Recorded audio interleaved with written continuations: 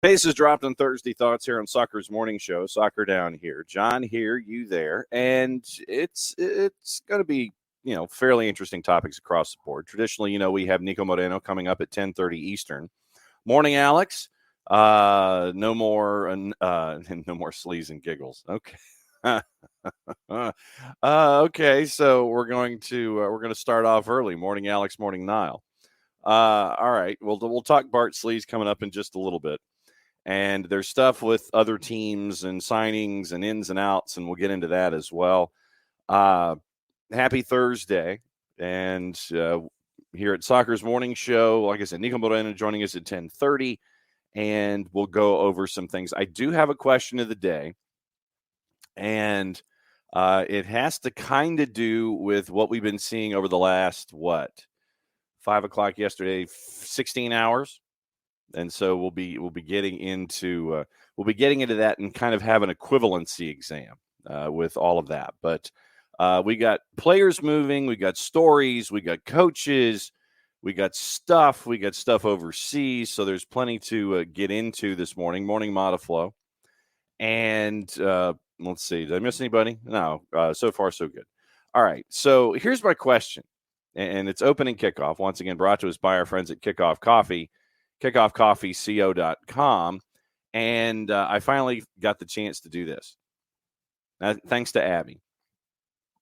Better QR code than mine. Actually, here you go. Here's your comparisons. That's me. That's Abby. That's me.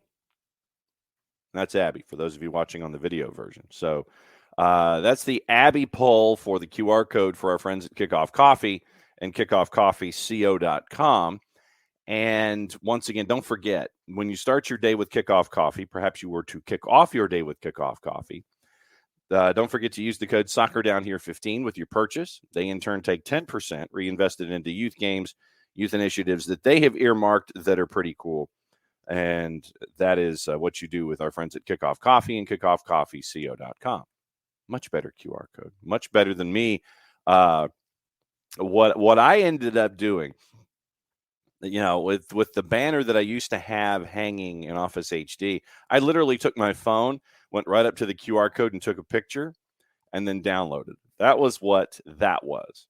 So Abby, a far better job of the QR code from our friends at Kickoff Coffee than I ever probably could capture. So hat tip to Abby for helping us out with the QR code with our friends at Kickoff Coffee and at kickoffcoffeeco.com. My question obviously has to do with what's been going on in the last 16 hours.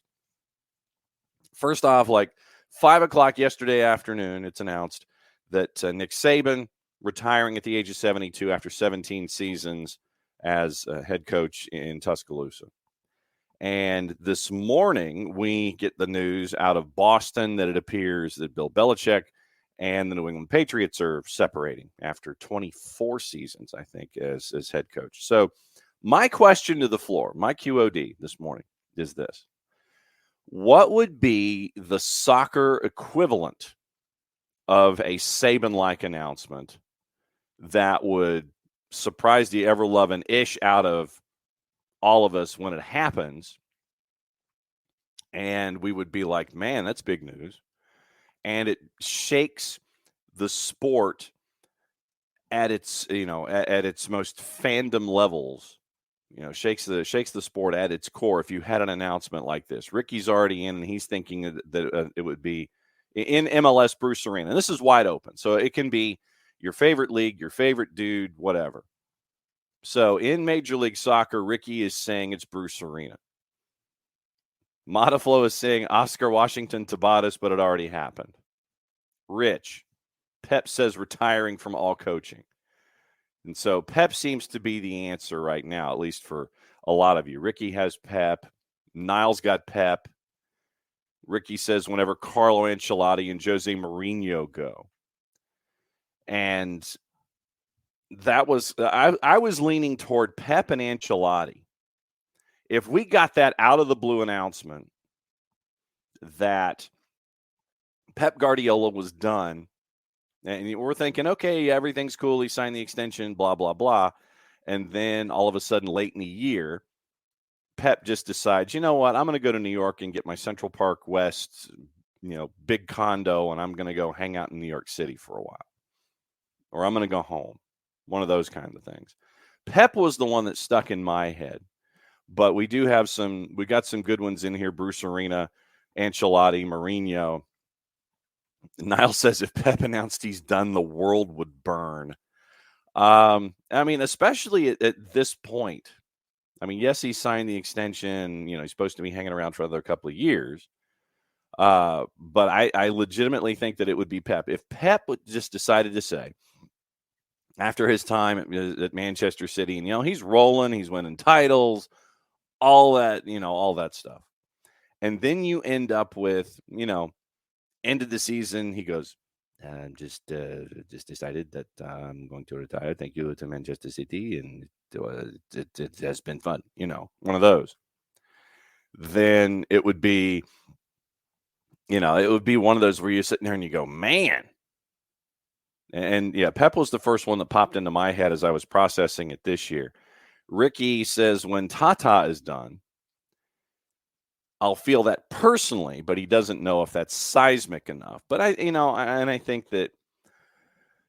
think for Atlanta United fans, considering what the franchise has been through, it would be locally seismic. I think it would be one of those where you sit there and you go, yeah, you tip your hat and you're like going, man, yeah.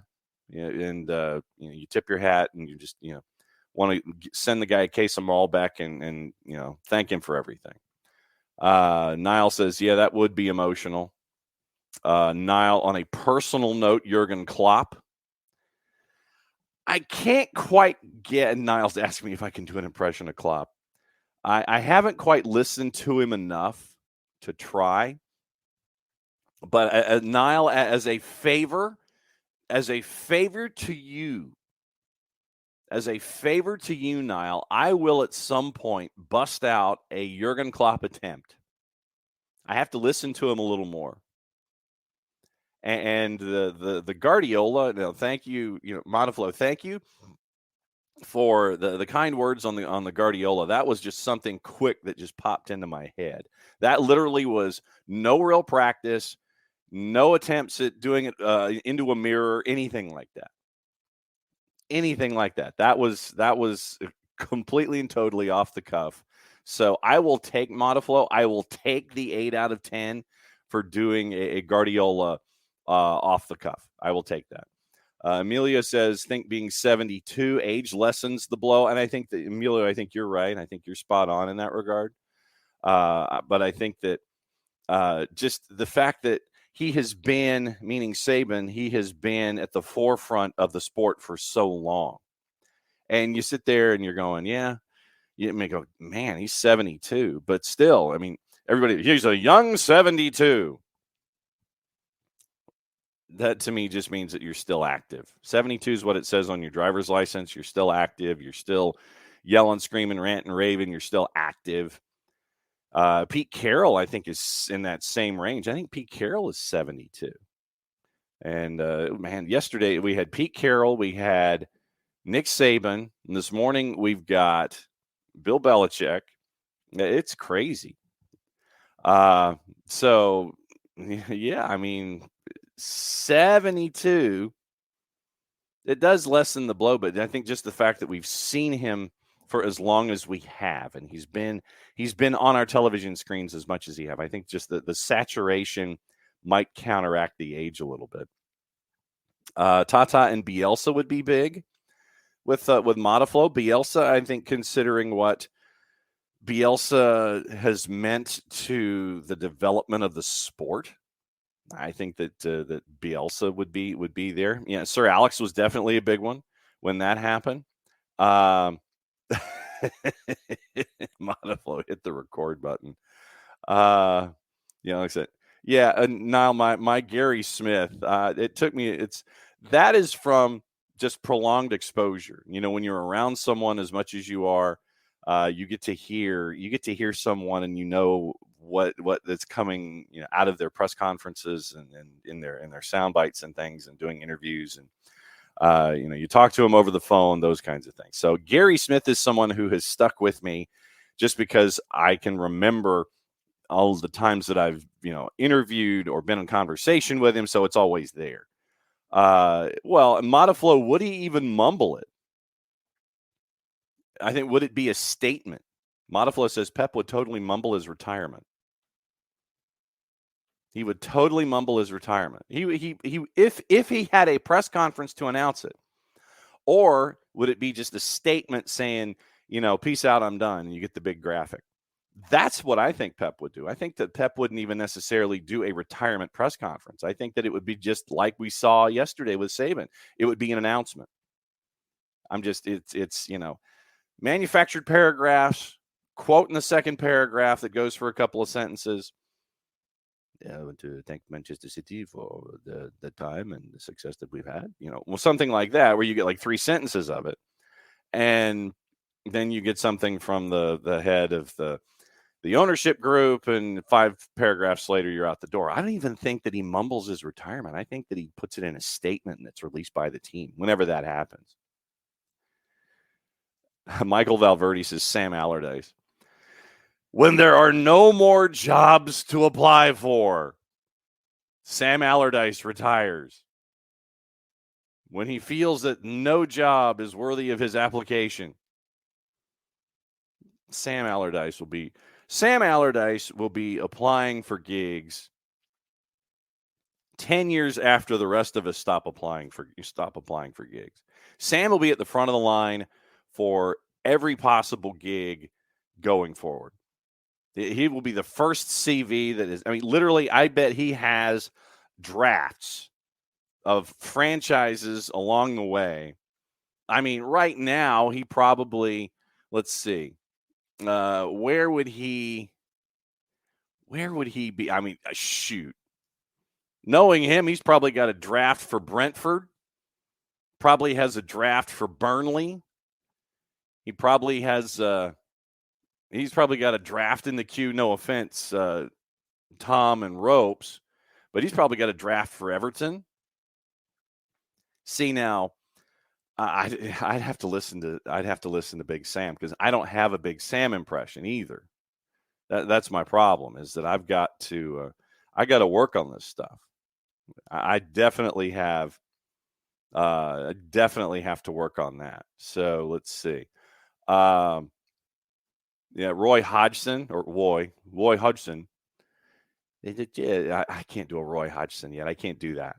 I can't quite do a Hodgson. I have to listen. Yeah, Crystal Palace wouldn't surprise me, even though they got Steve Cooper as their number one idea once Hodgson decides to retire at age 76. Sam, I'm sure, has got a draft in for Crystal Palace. Pete and Bill 72, Saban 71. Thank you. Yeah, good for Saban. Emilio, better than doing a Paterno or a Bowden. Yeah, Bobby Bowden stayed entirely too long. As the Florida State alum on the show, definitely one of those where he stayed entirely too long. And I think it started to go downhill when he had his sons as coordinators and they weren't effective, and he stuck with them. That's just me. Yeah, and Paterno, ugh, yeah. No, but that's the thing with Pete Carroll being 72, and that's the thing.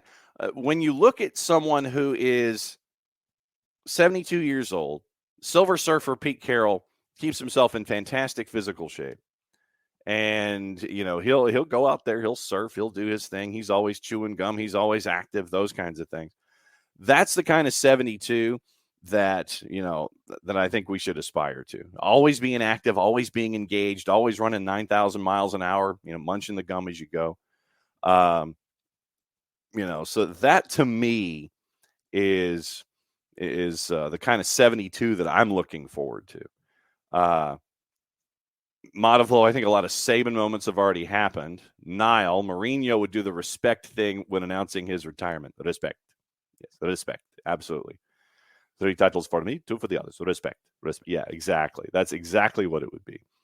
I mean, Sam is comedy, Michael. Michael says, glad you saw the comedy in that one.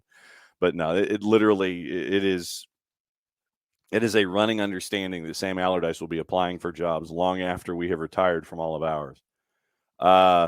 Kefsey, did Jose retire? That would explain why he tries to get red each game that he appears. He might be. Well, but that's the thing is folks are wondering if he's just trying to get kicked out. Emilio, I think Emilio has one here that we have not discussed or discovered. Emilio has Big Sam for Minnesota United. Absolutely. Big Sam, I am sure. And the thing is, with the sporting director still over in England, it's just a phone call. It's a local call. The sporting director is still overseas. He's supposed to allegedly, possibly, probably be here on this side of the pond by the end of the week. Because I think that's when preseason practice starts. Camp physicals are Saturday for Atlanta United, by the way. And camp looks like it is starting on Monday for Atlanta United separately. But now I think that might be why the sporting director at Minnesota United might be working his way overseas to be here possibly, probably, allegedly this weekend. But Big Sam, I will guarantee you, he probably rang the guy up. It's a local call. Definitely he rung the guy up. I can guarantee it. Guy looks at his caller ID. The new sporting director at Minnesota United looks at his caller ID. Sam Allardyce. Big Sam for Minnesota United. That is one that I completely and totally did not see, and definitely think that Sam has put his hat in the ring on that one. And Michael, to your point, yeah, Big Sam doesn't even need an agent. Does not need an agent. Modiflow. Especially when you think about the development of the game and managers having longevity with the same team. Saban's really a reflection of other managers of yesteryear. And he brings up Simeone and Atletico. I think that's another good one. Because when, and we've seen, this has almost been, this like we've seen it in college football where, has time passed him by, and then Simeone makes a run. I think Simeone and Atletico Madrid. I think that's another good one. Emilio, 72, ain't that far away. Bite your tongue. We stay active. It's just a number on a driver's license. That's how I look at it. Everybody's sitting there going, oh, well, you're X number of years old. And that's like, yes, so. Yeah, you run around and you're as active as you can be, and you stay in as good a shape as possible, and you have fun while you're doing it. It's just a number on a driver's license. Folks sit there and they look at zeros and they look at fives, and literally I have folks, in circles and things like that. Oh, I've turned X number of years old. Come on. It's just a number on a driver's license. That is all that it is. But I just that popped into my head this morning and yesterday as all of the Saban stuff was happening and the Belichick stuff this morning. So that's the QOD. And that is opening kickoff, brought to us by our friends at Kickoff Coffee, kickoffcoffeeco.com. Here is your Abby QR code. Much better job than me.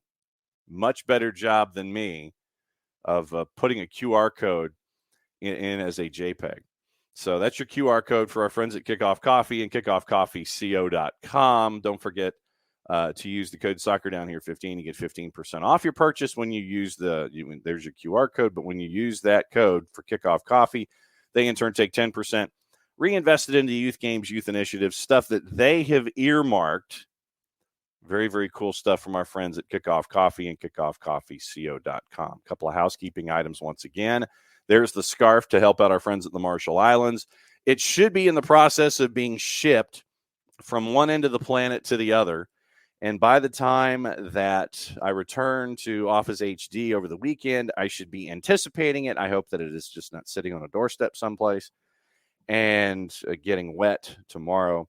I have received no word on whether or not it has made it to Office HD, but that is to help our friends at the Marshall Islands. When I know a price point, I'm basically giving you all of the preparation right now.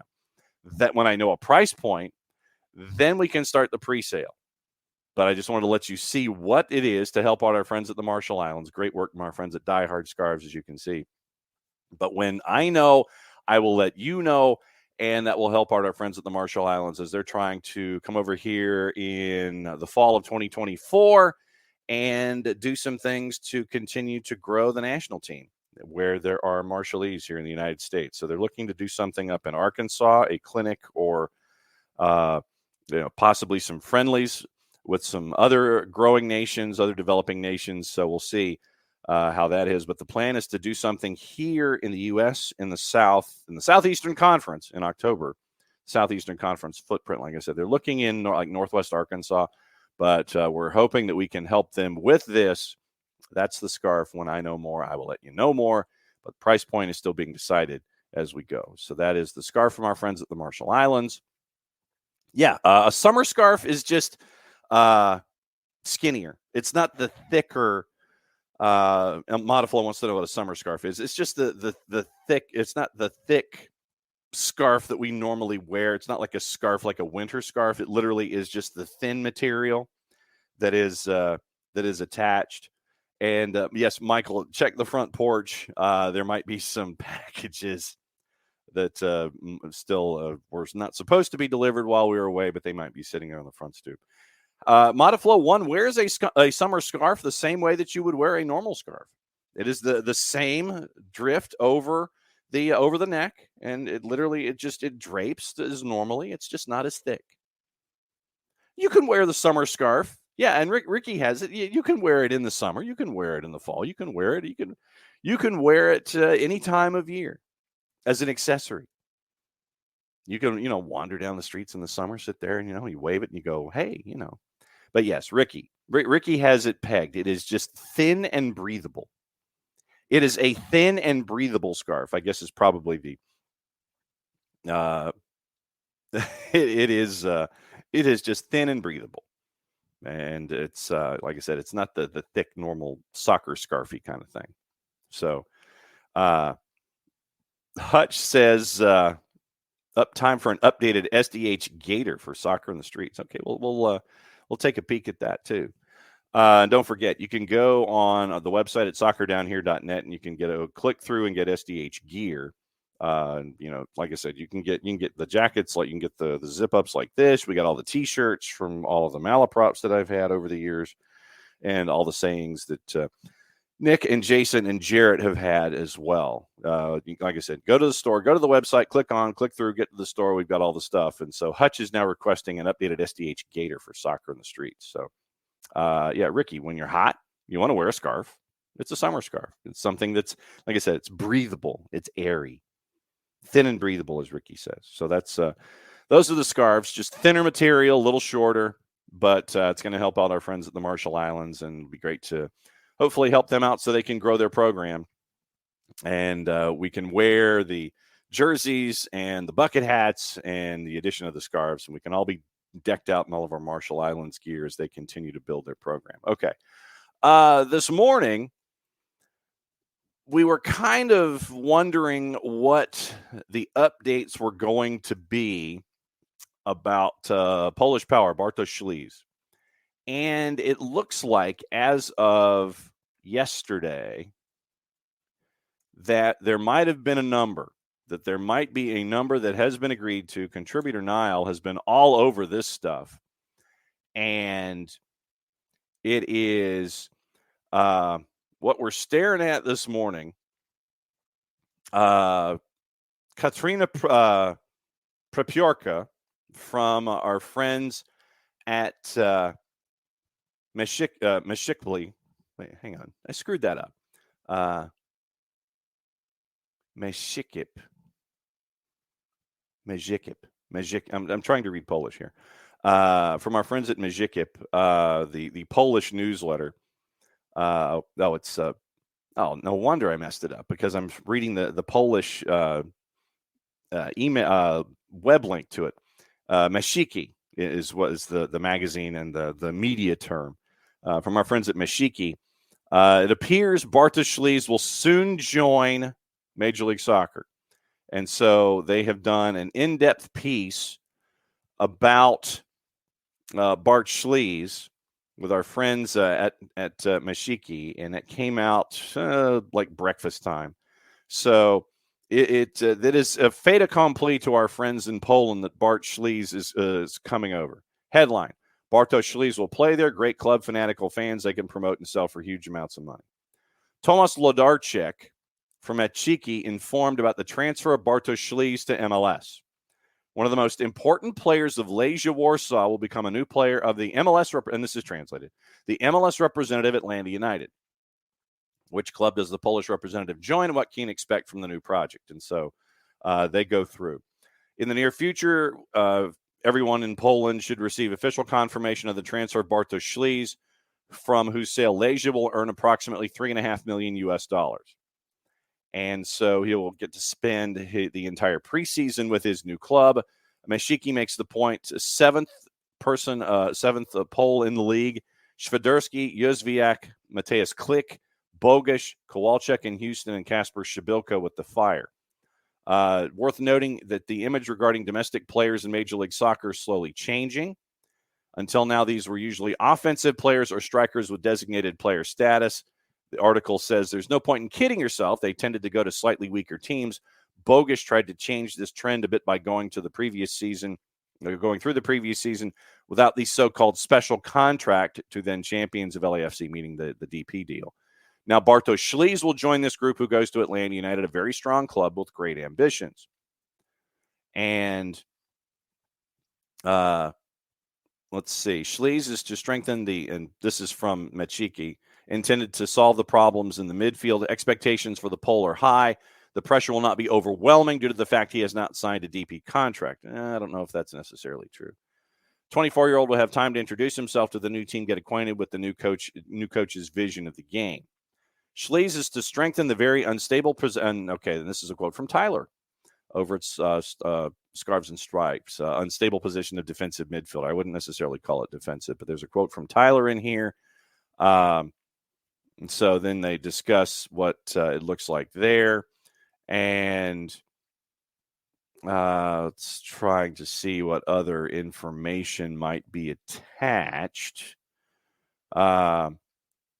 So it was an introductory piece at Mashiki about Atlanta United, but it looks like the number looks like it's going to be $3.5 million. And because remember, it was what, 2 to 2.5 initially, and then the sporting director at Legia Warsaw said no, 5. So it's as we figure, when somebody says, all right, one side, the other side says one thing, usually you meet in the middle, and 2 and 5 is 7, and so the middle point of 2 and 5 is 3.5, and that's where you go. Tomasz Lodarczyk yesterday, once again, one of the most important players for Legia Warsaw, 33 matches, a goal and 3 assists. Played his first matches for the Polish national team, 6 caps, debut in 2021, more chances in 2023. At the time, Legia had been considering selling its leader for a long time, Serie A and MLS. And remember, Lecce with Serie A had not, they looked at the numbers and it didn't quite mix. Lodarczyk says that the $3.5 million is a solid amount, especially since the midfielder's contract with Legia Warsaw is valid only until the end of the calendar year. So Legia Warsaw ran the risk of not getting anything for Bartosz Szliz, and so they decided, okay, let's get something for him, and it looks like it's going to be 3.5. And so that's the note from Lodarczyk yesterday about Bartosz Szliz. And so how we had mentioned that, oh, wow, Michael had 2 packages retrieved and now residing at the Casa. Mucho apreciado. Thank you very much. especially before the rain on Friday. So I might ask you to double check during Friday and rain or something. So if I get word of a rather large box, those are the Marshall Islands scarves, Michael, just so you know. Michael is about a 5-iron from Office HD. Literally, his house, the head household and the head of the household are literally a 5-iron from Office HD to his place. So once again, thank you for keeping an eye out on the front stoop. So it looks like 3.5. We do not have any update on Steen Gregerson. The last time that we had, according to Alex, full steam ahead, was the idea that he was coming over to this part of the planet and he was looking at medical, 1.8 to 2 million euro. There you go. And so that was your Steen Gregerson update. That's the last we had, that he was heading this way, and it was during all the weather, so we don't know how things might have slowed down or what have you. So the Hoff, Joe Freihofer, said it was going to be a very, very busy week when it came to social media. So Steen Gregerson, close. Bartosz Szliz, apparently close. And so those ins and outs that we've been staring at, McCarty in, Derek Williams in, Gregerson close, Szliz anticipated, outbound, Ozzie Alonso retires, Sosa to Rossing. It was Franco Ibarra to Rosario Central, and Mateus Osechu looking for a home. So far, 4 out and 4 in. That's where we are right now, with camp being what it's looking like. So that's where we are with all of these folks. It's a long. Michael says it's a really long 5-iron. I'm taking all the trees and all the houses out of play. I think that with topography, you hit a good 5-iron to the top of the hill and it rolls down and you're okay. But all right, so that's the update with Atlanta United. We do have some other players and news and transfers and things, and LGP officially gone. Yeah, LGP, considering he was loaned out and had a salary figure of almost $900,000. $900,000 for LGP. So you got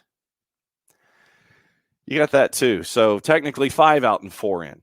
But other announcements. Once again, camp looks like it's going to start on Monday, and it is physicals on Saturday, it looks like. So Brandon Vasquez in Cincinnati, officially official. And like I said, when Niko joins us for the last half hour of the show, we'll go over a lot of these transfers, and especially the ones that have happened in the last week, and get his thoughts. I do have a story out of Toronto that I wanted to divulge this morning. Brandon Vasquez, officially official. That happened yesterday. All of the social medias and everything posting Brandon Vasquez posting to everybody back in Cincinnati how he's going to miss them and thanks them for their time and their love and support and all those kinds of things. So Brandon Vasquez, officially official. Once again, when we saw the video of him working his way through the airport with the push cart, you kind of knew it was going to be going down. So $7.5 million for Brandon Vasquez, another $1 million in add-ons, and a percentage of the pass. Could be very, very lucrative for FC Cincinnati. Also on the Hutch, I don't know the way to Monterey, but I'm hoping that there's maybe some flights and maybe some CONCACAF hemispheric tournaments and activities that can be interacted there. So Brandon Vasquez, officially official. Troy Lacine, officially now the head coach at DC United.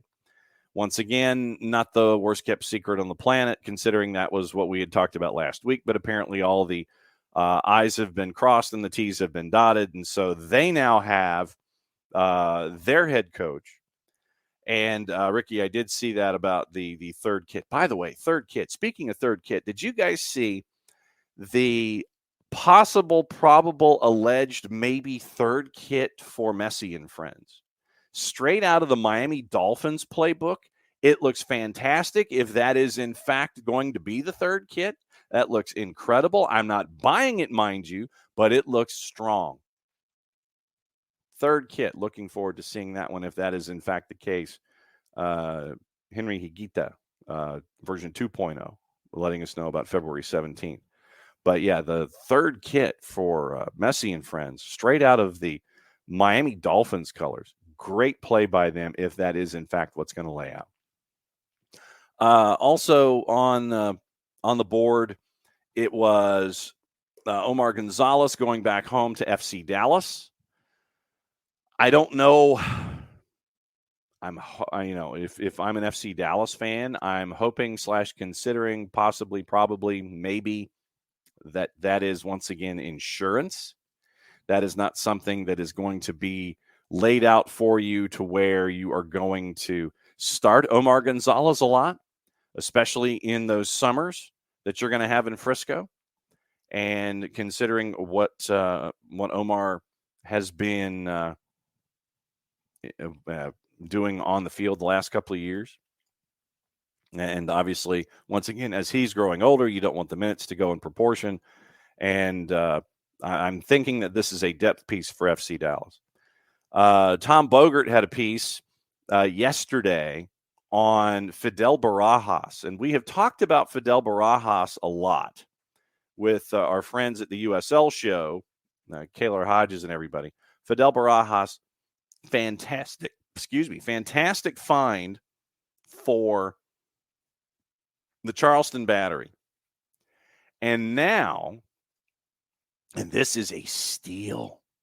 This is a steal. Tommy Scoops brought this out yesterday, and now that we've got the figures attached. RSL finalizing a deal to sign Fidel Barajas from the Battery, Bogert and Reuter, $250,000 fee. The Battery do get a sell-on percentage, and that's big for the Battery too. And Mike Kelleher, regarded as the top USL prospect, played at the U17 World Cup. And for what we have seen in the past with players coming out of Lou City and going overseas, 7-figure transfer fees.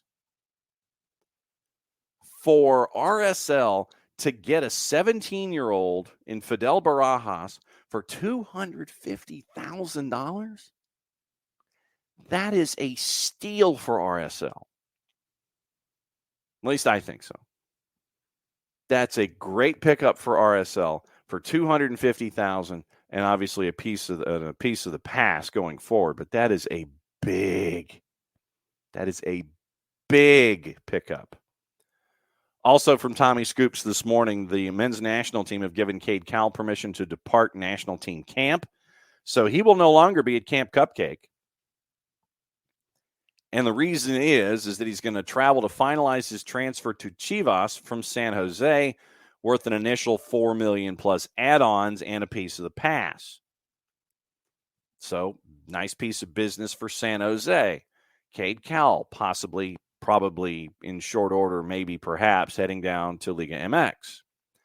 Chicharito, that looks like that is official as well, heading to Chivas. Austin FC targeting Colombia international forward Miguel Borja as a new signing. Hernan Garcia Grova reports Austin has a bid for the striker at $3.5 million for 80% of the pass. So Austin looking for firepower. Miguel Angel Borja from River Plate for $3.5 million for 80%. Botafogo has signed Jefferson Savarino from RSL. So Savarino out, Barajas in. Sources say the deal is $2.7 million. RSL keeping a sell-on percentage. Once again, good piece of business. 2.7, keep a percentage of the pass. Jefferson Savarino from RSL to Botafogo. So those are the ones from overnight. Now, one of the other signings yesterday, Kai Wagner. There was all of the talk in the offseason. Wagner had put it on social media that he was leaving the Adios. He wasn't happy with negotiations, wasn't happy with how things were playing out in Philadelphia. Rich Ransom, the next time that you are part and parcel to the and honestly, Rich, I was going to ask, what did you think about the signing? Kai Wagner apparently signing a 3 with an option for a 4th with Philadelphia. So all of the talk, and he's returning. Best 11 left back, Kai Wagner, sources briefed on the deal. Out of contract and a free agent. Contract talks stalled during the season. They return to the table. Red Star Belgrade and AEK Athens, Matias Almeida, among European clubs with offers. Crucial piece, and this is the wording from The Athletic. Crucial piece of the Union's success in recent years, best 11 and 22, finalist for MLS Defender of the Year. Set an MLS record for assists by a defender, 15, including hockey assists. Wagner made the All-Star squad in 21 and 22. Came to Philadelphia as a little-known lower division player from Germany in 2019, quickly established himself among the best left backs in the league. The season ended for Wagner when he was suspended for 3 games after violating the league's on-field anti-discrimination policy in their first playoff match against the New England Revolution. You remember the back and forth with Bobby Wood. Wagner will miss the first match of the regular season because that will be the one match that is still attached to that particular suspension. Tommy Scoop's also mentioning that the Bartosz Szli's transfer, wanting to add a defensive midfielder to partner with Tristan Muyumba after having signed Dax McCarty this week. So Middlesbrough, Brentford, Hoffenheim, Borussia Mönchengladbach, apparently all interested in Brandon Vasquez. So Brenner to Udinese for $10 million plus add-ons. Since he signed Aaron Bupenza for $7 million, re-signing Lucho Acosta to a new deal. Brandon Vasquez, $7.5 million plus 1 and a percentage of the pass. So, but yeah, Rich, I wanted to ask you about the return of Kai Wagner. I legitimately did.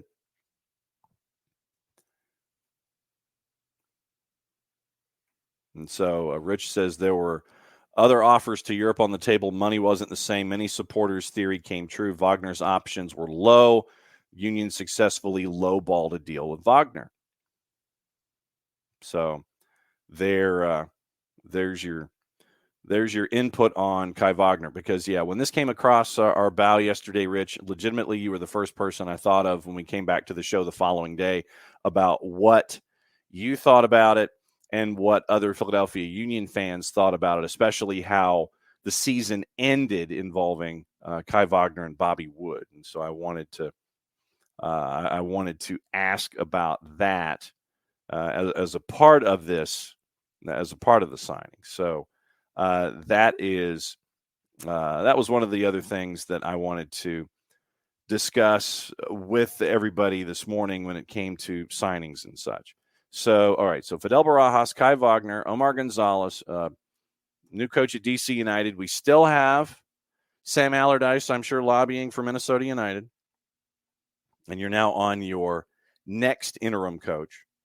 And by the way, McCauley is now the new head coach for Indy 11 in USL Championship. So literally, he was the interim head coach at Minnesota United. He was the head coach for Loons too. Became the interim after taking over for Adrian Heath. Finished out the season. They decide the front office that they're going to stick with McCauley, not chasing after a new head coach because of, I'm guessing, once again, but the sporting director not being in Minnesota. But to me, that shouldn't be a deterrent. You should be able to do things virtually these days and doing interviews and all this kind of stuff. And then McCauley basically says, I'm out. So you're now on your second interim coach going into a new season, and you still don't have a head coach. You're Minnesota United. It is January. You are heading into camp, in theory, and you don't have a head coach. What in the wide world of sports is going on in Minnesota? Other than announcing that they have an international friendly versus St. Patrick's Athletic. at Allianz March the 20th at 8 o'clock. St. Patrick's Athletic, founded in 1929. Where are you? The League of Ireland Premier Division. The League of Ireland Premier Division. I'm not kidding. Let me see if Minnesota United has come up on there. They have not announced their preseason stuff yet. It does not appear. Coaching staff updates. Game with Charlotte moved to April 21st. Loaning of Ethan Bristow. They have not. Okay, so they have not announced their preseason schedule as of yet, with a second interim coach. Morning, Tom. Yeah, and Tom, I wanted to bring this up too. The new stadium sponsor for we'll have some fun with this. We'll have some fun with this one. Let's see. What do we do here? Yeah. What do we do? Yeah, we'll do this one.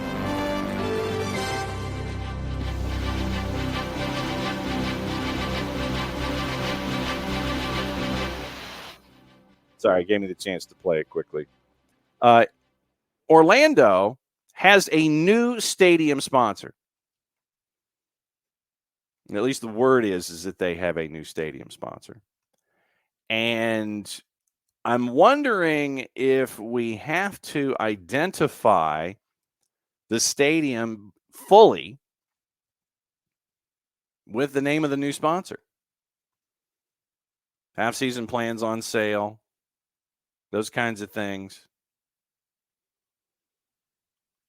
But my question is, and also they signed Facundo Torres to a new contract, the new 3-year deal, club options 27 and 28. It appears that the new stadium name, the new main sponsor for Orlando City, for the Purple Team, is all right. So initially, right now, it's Exploria Stadium. Apparently, possibly, probably, maybe, it is an outfit called Inter & Co. So it appears Exploria Stadium would be changing their name to a joint called Inter & Co. I mean, I don't know if this is, like Inter Milan and Company or what is it? Oh, what's the talk show on Channel 11? Something and Company, Peachtree, whatever. But the talk shows that you have, somebody and Company, Inter & Co. And they haven't even officially, allegedly named the joint yet, but probably are catching some blowback.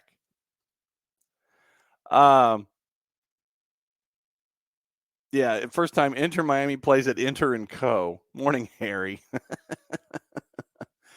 But here's you've already got petitions on change.org from folks that do not want Exploria changed to Inter & Co. And apparently, and I'm just clicking on this now, they already have 109 signatures on change.org, and it is listed as gaining momentum. Inter & Co. Stadium. Like I said, we have no actual official, there's nothing officially official about it. Nothing officially official. But Inter and Co. Let me do some research here and figure out who the hell Inter and Co. actually is. Oh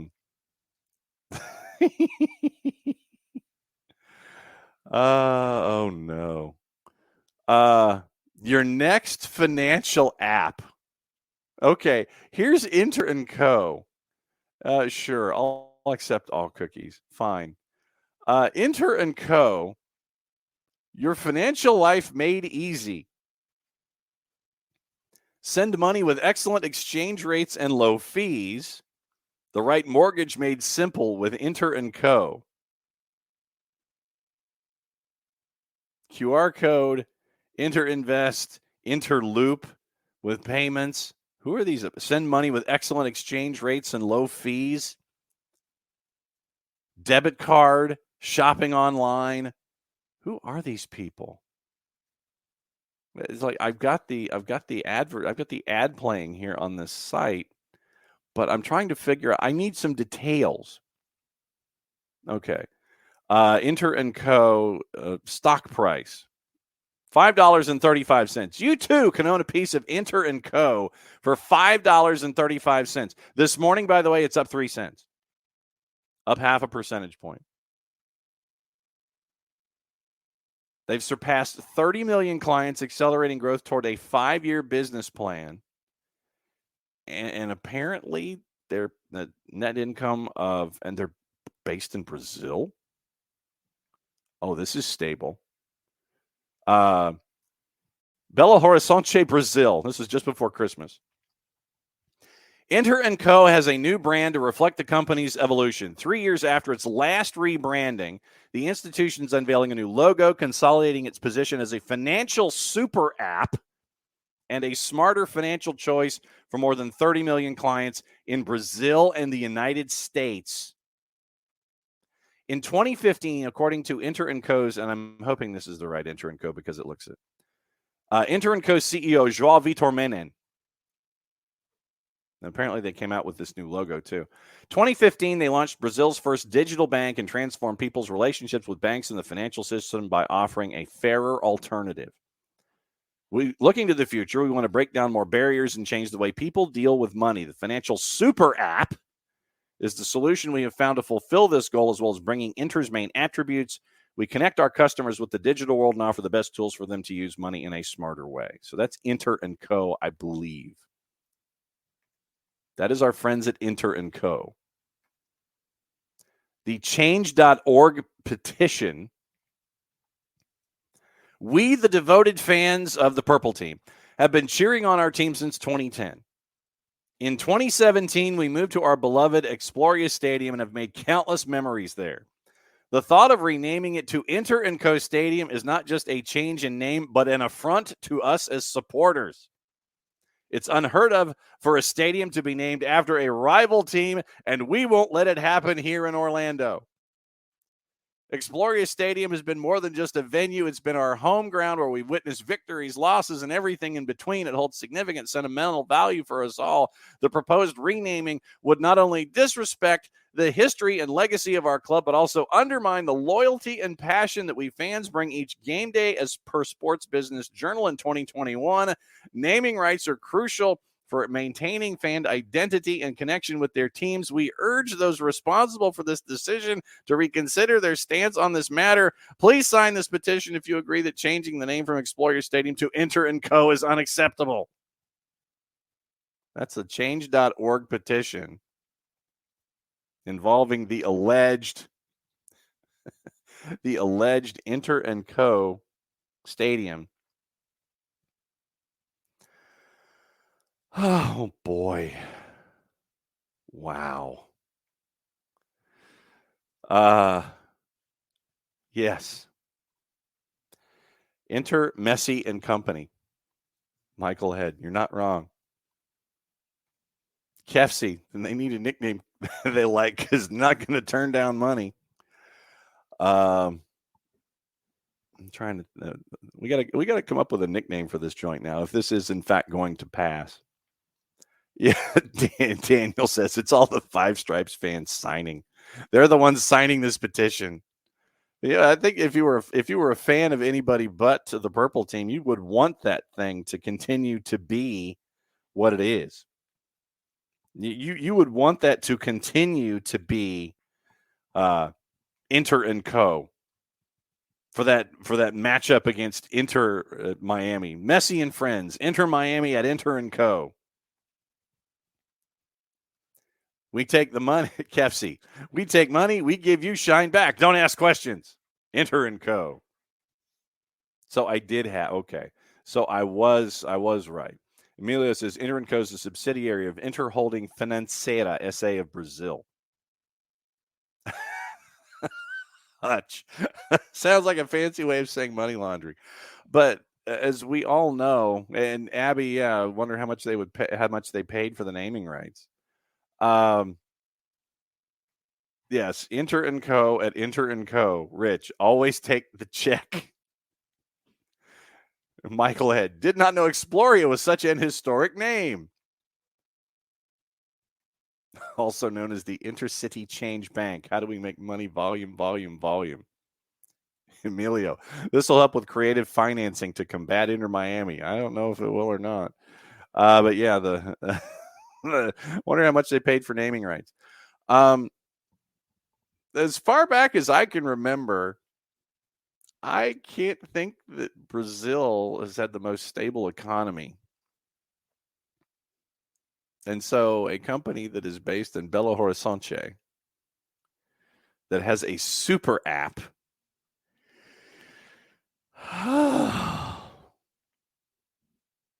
Oh, brother.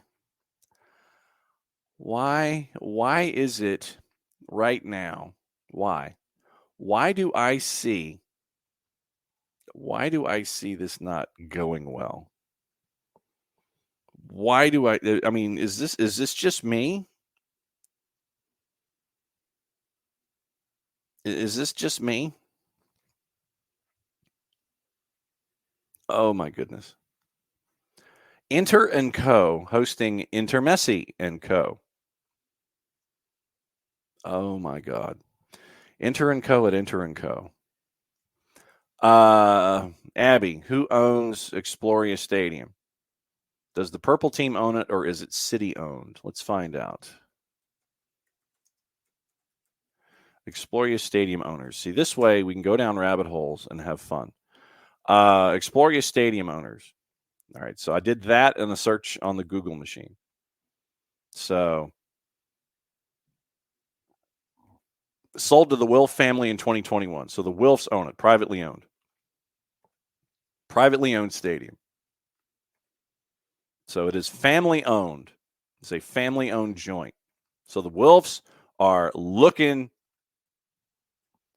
to make sure that everything is going to help pay the bills. So we are now, all right, so Logan T. Miller. Oh, of course. Yes. Orlando City Stadium. Absolutely.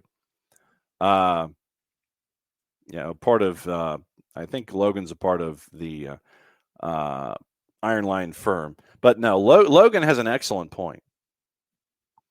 You get Popeyes to be a sponsor on that thing? That is doing a public service. Absolutely doing a public service. You get Popeyes Park. That would be epic. That would be epic. If you got that to happen. So it's got to be Popeyes Park. I mean, it has to be. But yeah, owned by the club.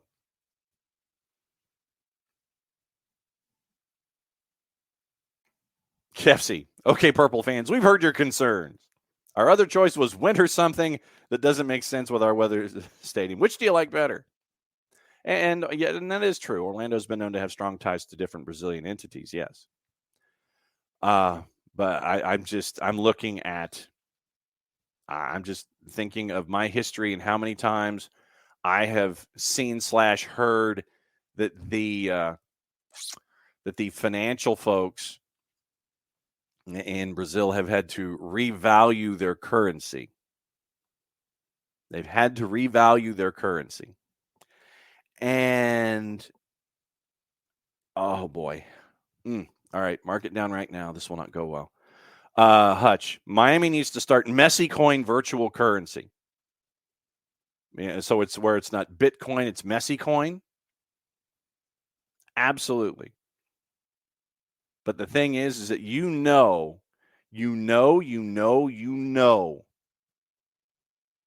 that there would be folks that would absolutely just buy that stuff up. Absolutely would buy that stuff up. You know that they would. Absolutely, you know they would. Wow. All right. So, couple of housekeeping things. Later today, we're going to do an interview with our friends at the USL Super League in the Carolinas, catching up with their new head coach. So that's be up later today. Bringing Nick into the conversation. So good morning, sir. Hey, how we doing? Doing all right. Apparently, there is a possible, probable new sponsor for the stadium in Orlando involving the Purple team. Yeah. And it is a bank that is based in Brazil. You know. What is this name, John? Inter & Co. Oh, wow. Look at that. Mm-hmm. You know, here's the thing about comedy, right? Is that sometimes comedy writes itself. You don't really have to do anything. The situation is so hilarious and so comedic that all you have to do is speak about it. That's it. That's true. You know, this is like I'm not going to say it's quite Seinfeld in nature, but it's close. Where it's like, you know, what's the deal with Orlando? What's up with Orlando? I mean, it is just, oh my God. You know that there was the conversation, I guarantee, went down something like this. So, guys, we have a potential sponsor for the stadium. Okay, great. Big money, guys. Huge money. Oh, wow. Okay, awesome. Fantastic. Sure. Give us a number. Number gets dropped. Eyeballs, go full Looney Tunes. And then they realize very quickly the name has not been mentioned. And there's no stipulation listed yet. What is the catch? That means there's a catch. There's something huge about this that's not going to go well. What's it going to be? It's going to be called Inter & Co. I mean, only Orlando could do this. There's no other team out there that could do this. It's the Washington Generals. This is full on huge super comedy. I mean, I don't know. Hutch is asking, how can the Onion compete with this? They can't. It can't. No, it's like the Onion since 2016. It can't write the comedy anymore. The headlines, the news headlines alone are just too crazy. I mean, Yeah. Well, and Daniel does make the point that being Brazilian based, they'll strengthen player pipeline connections for the Purples, and they have been around for a while. Traded on the NASDAQ, they are up the sum total of a nickel today to about $5.40 a share. Well, I think, I mean, that's it's that sponsor bump, brother. That's what that is. Look, I understand, but there's no way that I don't know how the Wilfs sign off on that. I just don't. I really don't understand how the Wilfs sign off on this. This is the upfront cash, check cash. Right. I mean, what would be hilarious if the Moss brothers bought Inter & Co. And then that way they could say, like, we're your benefactors, Orlando. We're your benefactors. Who's your daddy? We are. That's right. Not only do we own you on the field, but also we own your stadium, literally. And they could go full wrestling heel, like when the farmer wrestler has to put up the deed to the farm, and the heel manager buys it and is like, "I own the deed to your farm now. You have to put the title on the line." I mean, this is peak 1984 National Wrestling Alliance storyline. Oh, it absolutely is. Speaking of, okay, yes, been around. Daniel says primarily a bank that is transforming with the times. Yeah, they are doing a bunch of digital things and cards and all that kind of stuff. There was another story that I was holding back, and I'm glad that you jumped in as you did. Niko Moreno joining us in about 20 minutes. There we go. For his standard visit, we'll see how much cup of coffee he's on. Okay. Our friends at goal.com. Here's the headline. It's a Jacob Schneider piece. Mm-hmm. Quote, in the headline, quote, "Bro, just stop vaping. CJ Sapong opens up on dysfunctional Toronto FC locker room under Bob Bradley, with ex-UMNT boss reportedly having feuds with Federico Bernardeschi and Lorenzo Insigne." I know that shocked you. Shocking. CJ Sapong opened up on the dysfunctional locker room at BMO under Bob Bradley on the Cooligans podcast. He joined the crew to discuss what went down, and it was like an Amazon Prime series in terms of chaos, according to Sapong. Here's what Sapong said. Here's what he said. Highlights. Quote, "I'll be completely honest. That was an Amazon Prime series, and it happens like that a lot with locker rooms. There's always micro stories or things, but this ish," and that wasn't the word that he used, "was another level. When asked about the stories of Bradley and Bernardeschi feuding over the Italian vaping in the locker room, the striker said," Sapong said, quote, "This is where I challenged a lot of my teammates and a lot of perspectives, because that seems simple, right? It's like, bro, just don't vape. But if that person is just someone who decides they're going to do what they're going to do, then at the end of the day, well, I guess he's just going to do that."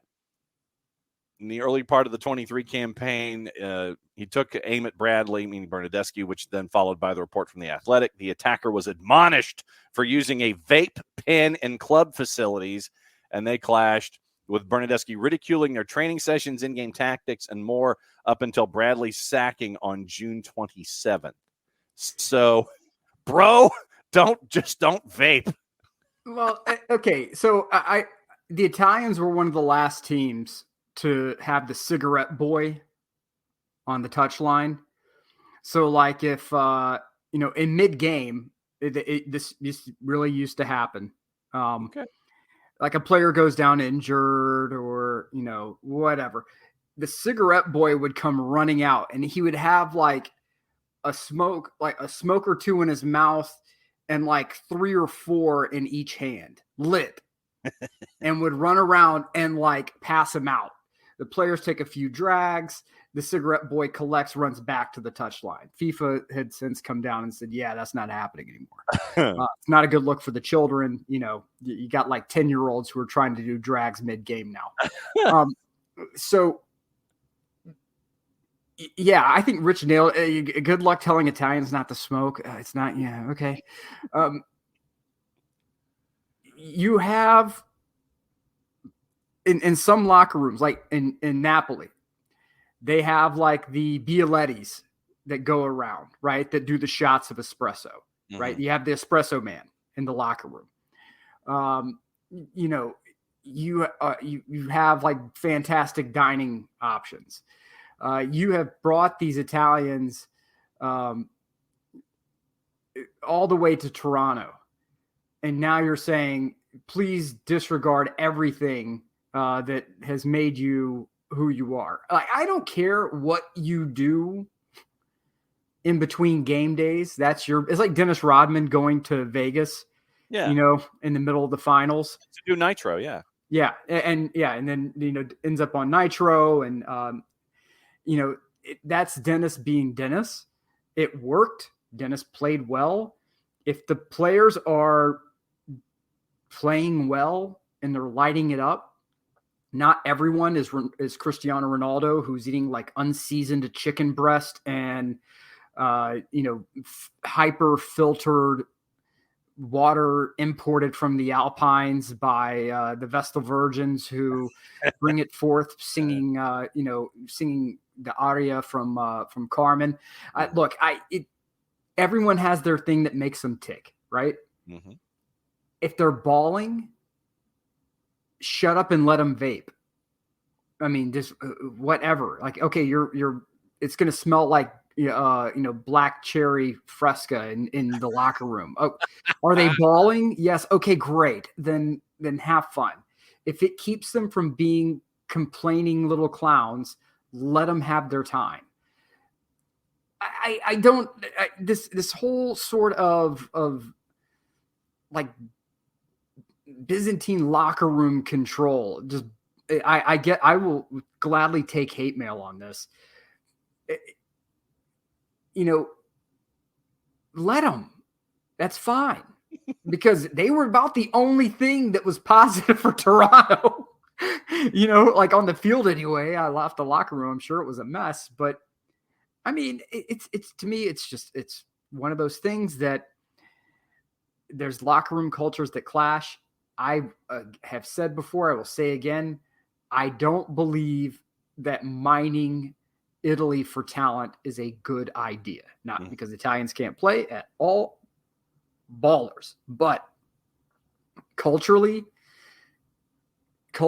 it is like, it's not even fish out of water, right? I mean, it's like taking it's like taking a gazelle and putting it in the middle of like the Amazon rainforest. Like, good luck. You're not going to last very long.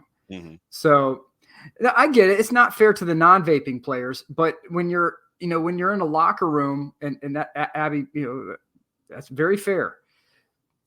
But talent in a locker room it's more often than not is going to get treated with special rules. Preferential treatment, absolutely. You're going to get preferential treatment.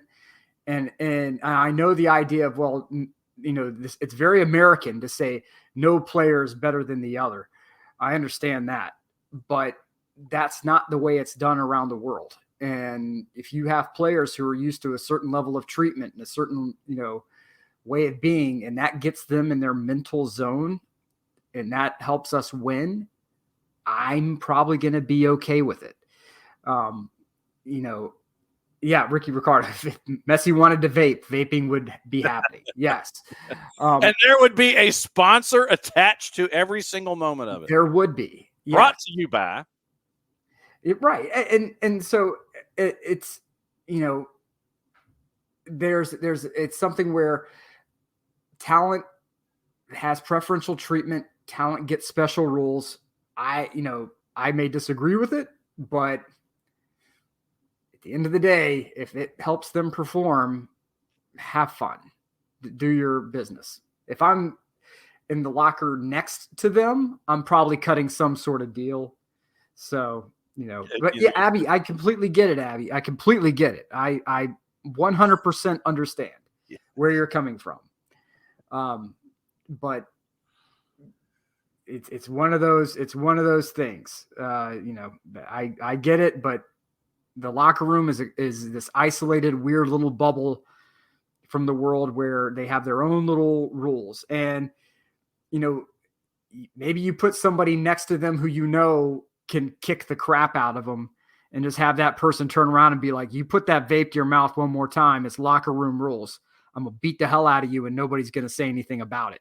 Mm-hmm. And that player learns like, okay, well, maybe I need to keep this vape tucked away until it's time for me to go because I like my teeth. Yes. There are ways to handle it.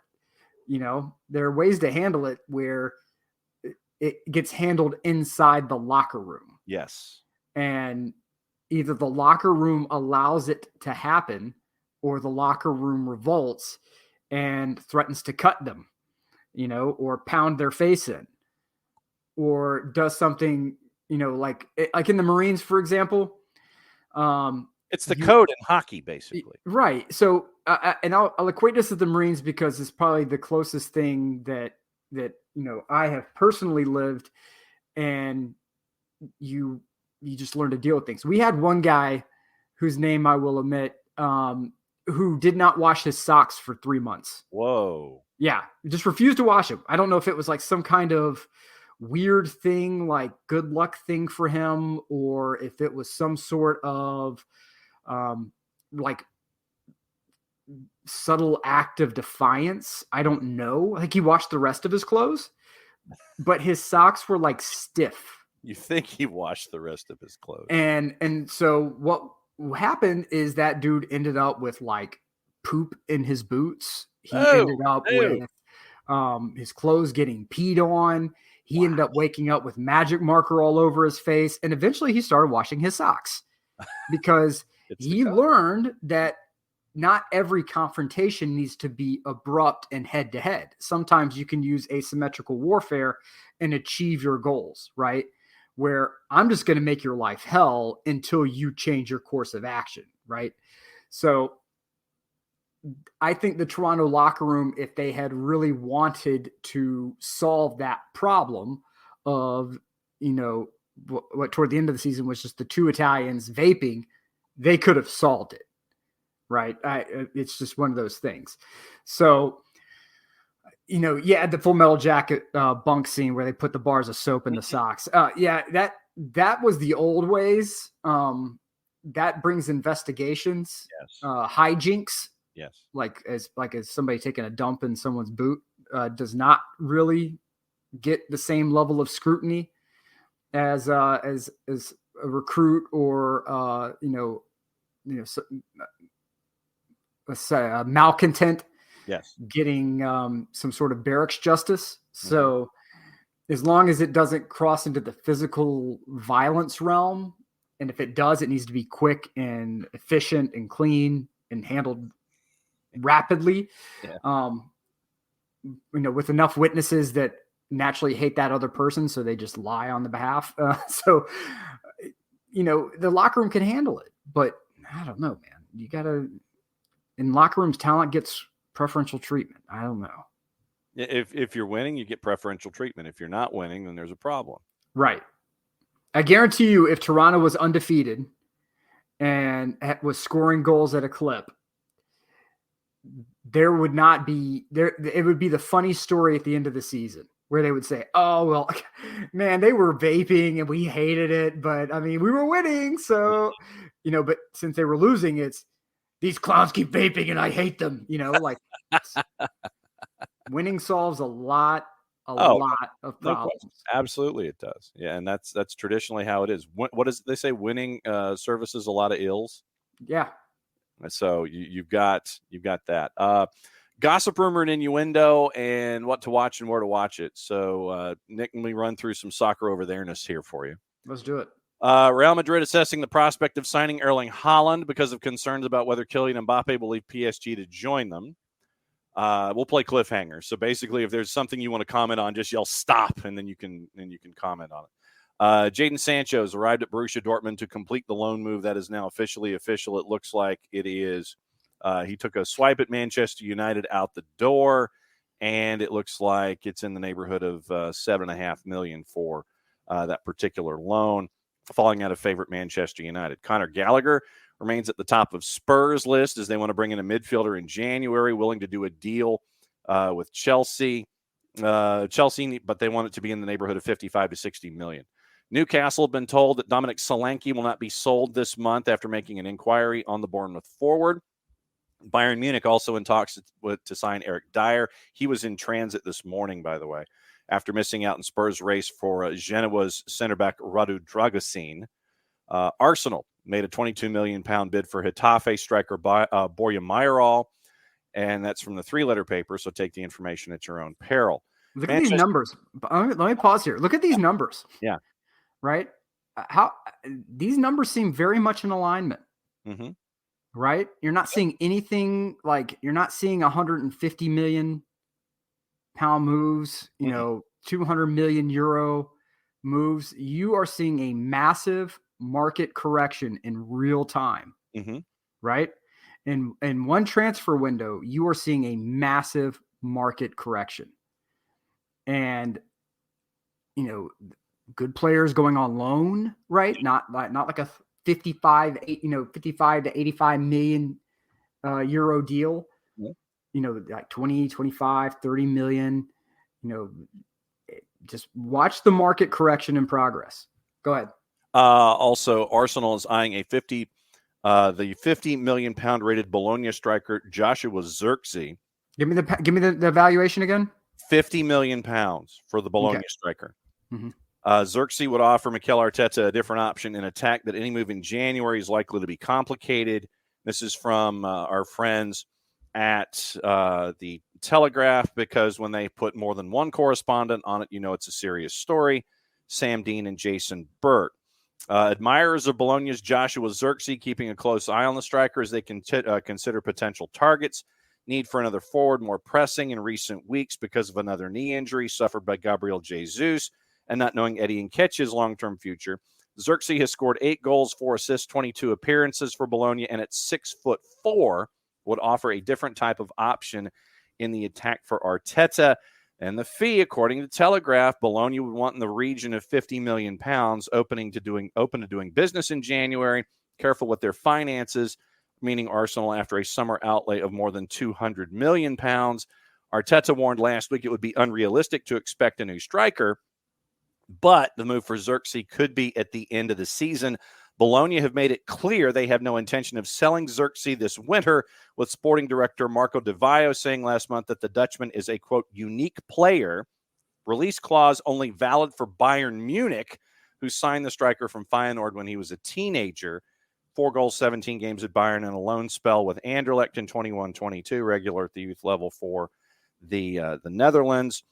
Plotting also a move for Ajax defender Jorel Hato. So 50 million pound valuation for an individual from Bologna, possibly to Arsenal.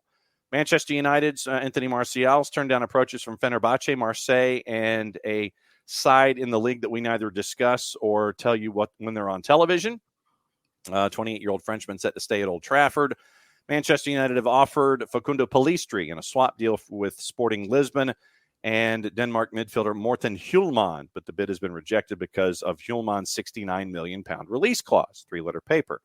West Ham weighing up bids for Ajax's Steven Bergwijn, Sunderland's Jack Clark, as they want to sign another attacking player in January. They've ruled out a former move for Jesse Lingard. Brentford, Crystal Palace also interested in Clark. Brighton joined the race for Serbian attacking midfielder Lazar Samardzic, with Napoli having agreed to a deal with Udinese for the 21-year-old. Wolves not under pressure to sell Max Kilman. West Ham linked to the 26-year-old defender. They have made a move for Che Adams. Contract at Southampton runs out in the summer. Sevilla favorites to sign Manchester United midfielder Hannibal Mabry on loan for the rest of the year. Napoli could make a move for Jakub Kivior and Chelsea defender Malang Sarr as they look to bring in a center back in January. And Uruguay defender Ronald Araujo says he is focused on Barca amid links to Bayern Munich. So that is the early round of gossip, rumor, and innuendo for today. What to watch and where to watch it. BN has your Turkish Super League, and that is going on right now in the second half, simulcast on BN Espanol. If you don't have BN, you can get it at our friends at Fanatis, ftz.co/soccer down here. Helps out the network, helps out our friends at Fanatis, helps you out for being a true degenerate and looking at the game in places that you haven't had the chance to. Like yesterday, I was watching something out of Uruguay on Gold TV involving River Plate of Uruguay and Newell's Old Boys. And so you can get that kind of stuff at Fanatis. ESPN2 at 2 o'clock has the Supercopa semi with Barcelona and Osasuna, and a simulcast on Deportes and on the Plus. Paramount Plus has the Coppa Italia quarterfinals, Juve and Frosinone at 3 o'clock. And so that is what to watch and where to watch it. Nick, I have not had the chance to discuss with you the ins and the outs of Atlanta United so far, and the possibilities, probabilities of who's in, who's in, possibly who's in, who could be coming in, because, hey, I think pitchers and catchers report on Saturday, and camp actually starts on Monday. Well, it's great that we're getting back into this whole thing. That's one thing I do love about Major League Soccer is the offseason is not terribly long. To answer Emilio's question, yeah, he says it is the market correction something to keep in mind. when thinking about Almada. Absolutely.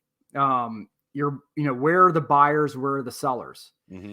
So, we've already established what our, for lack of a better term, an American football term, our check down option is. Yeah. Which is going to be back to Argentina, right? That's the check down option. That's if you're just trying to get, a certain amount of money back. You're trying to, ensure that it's a cash flow positive situation, right, or at least break even. Your check down option is going to be back to South America. So that's fine. But the main buyers are going to be in Europe. The Prem in La Liga are still going to probably be leading the way from a purchase perspective, followed up by, I would say, your more economically stable entities, Germany, the Netherlands, Italy's there. But if you look at the teams across the board, they're all cash strapped. Mm-hmm. Juve is tight on spending. Napoli's a nightmare right now. They're just a disaster. The wheels have completely fallen off there. Milan is tight on spending. Inter's tight on spending. They would have to sell players in order to make any additional purchases. The Prem is still your best option. But if the Prem is saying, hey, look, we value, these midfielders and defenders and strikers from European clubs at 50 million or less, or, player for player with a certain amount of, cash considerations, that's going to affect the value. So if there are those of us who say, especially here in Atlanta, Almada is worth 30 million and no less, that's great. That's our valuation on him. That is not the European or English valuation on him. So they may say it's, 14, 15 million. That's it. And if Thiago Almada says, I'm going to Europe, sell me now, you're going to make the move, because you don't want a kid who is less than completely enthusiastic about playing for you to be trapped here. You don't want that, right? It's not going to help anyone. So I would absolutely keep that market correction in mind when it comes to Almada. But starting off the season right now, pitchers and catchers report, training, getting started. Right now, there's one word that is circling in my brain, and it is visa. Yeah. That's it. Can the lawyers go to work and get these visas done so Atlanta United can start off full power right out of the gate? Can we do that? Is it possible? That's the only thing I'm thinking about right now when it comes to any sort of preseason or training ball. Like I said, we were discussing yesterday. It looks like Schlie's is probably, as we always talk about in negotiations, one side has one extreme, the other side has another extreme. You meet in the middle, and that's what this looks like with Schlie's. 3.5 is looking like the number to bring him over from Legia Warsaw to help out on your midfield. Steen Gregerson, and once again, full credit to Alex Pacine for saying that it's full steam ahead. We'll give that to Mike Conti come the season when the 6'4" center back heads in a ball off a set piece. And then it looks like 1.8 to 2 million. He looks like, from all indications, he's on this side of the Atlantic, giving physicals and things like that. So we'll see where it is. So Atlanta United, it looks like it's 5 out, 4 in with contracts so far. And you're like, okay, so there's been some stuff that's been going on here with Atlanta United. And to your point, lawyers can be great. Lawyers that know all of the dances can be great, but the government folks, they have a timetable all their own. And Nick, and you know this. It's, you could sit there and have all the paperwork in and be ready to go, but the folks in Washington, D.C. or wherever you want to try to process things could sit there and look at their watch and go, no, not today. Sorry, I got a thing. And you're kind of at the mercy of the government at times too. Mm-hmm. Yeah, my cousin is waiting on. He and his wife are waiting on her travel visa for Italy, so they're moving over, and they're like, oh well, we should have our visas in like by tomorrow. I'm like, okay, all right, I wouldn't bank on that, but okay. Well, and then they go and they check, and I text them, I'm like, hey, so how did that turn out? And they say, well, we don't. It turns out it could be a couple of weeks. Like, yes, welcome. Yes. So that's just how it goes. Bureaucracy down here. Yeah. All you could do is just go along for the ride. Keep your expectations low. Keep your feet on the ground and keep reaching for the stars. Keep the expectations low and keep the gratitude high. Okay. You do that, by and large, you're going to come out on the better end of things. Oh, I'm still stuck on I'm still stuck on the change.org petition for changing the Purple Team Stadium from Inter.co back to Exploria Stadium if there's not a sponsor. That seems to be the story of the morning that has locked in things. Inter & Co Stadium for the Purple Team. But yes, when Miami comes to town, Messi and friends, Inter Miami at Inter & Co, it's a story that writes itself. Mm-hmm. Oh, my God. Let's see. Brandon Vasquez is official. That is officially official. 7.5 plus another $1 million plus possible add-ons, and he goes to Liga MX. So Cincinnati seems to be doing a good deal of business, and so we'll see what happens with Cincinnati doing all the business and trying to figure out what to do now to replace guys like Brandon Vasquez and Brenner. Yeah, it's hard. Anyone can get to the top of the mountain. Mm-hmm. Very, very, very few can stay there. Yeah. And it is hard whenever even for a title winning team, it's hard to keep that group together because you have some who say, oh, well, I feel that sense of accomplishment. We won, we reached the top. I need to explore. I need to spread my wings and fly. And you could sit there and say, okay, all right, that's justifiable, right? Mm-hmm. Like Tata Martino said, okay, look, I won, with Atlanta United. We got the title. I feel like I have sort of, got that sort of redemption that I was looking for personally. I am moving to the next phase of my career, national team. Mm-hmm. Okay, off he goes. In Atlanta, we hated it, but it was kind of like, all right, we understand. It is harder when you come up short in that title run to watch players say, okay, it's time for me to move. I got to go spread my wings. It's like, wait a minute, we were so close. Mm-hmm. We could get there just one more year. Nope, I got to go. And so it's got to be really, really hard for Cincinnati, for the team, for the fan base to watch these players go, because even as you add a Miles Robinson, that's fine to shore up that back line, and it needed it. However, to lose Vasquez is when you feel like, hey, we were improving. Like, what the hell, man? Like, the timing is just terrible. Mm-hmm. Not everyone, there's no agreed upon timeline or rhythm to the process. Everyone is moving to their own beat, their own drum, and occasionally it comes together in a concert. But by and large, no. All right. So it is that time. Let's do it. It is Thursday. Let's go.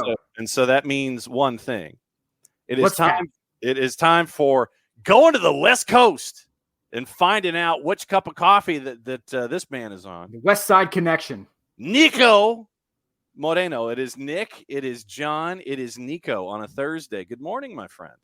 Hey, good morning. Apologize for the delay. I was working the phones. I love how things just blow up right before I get on.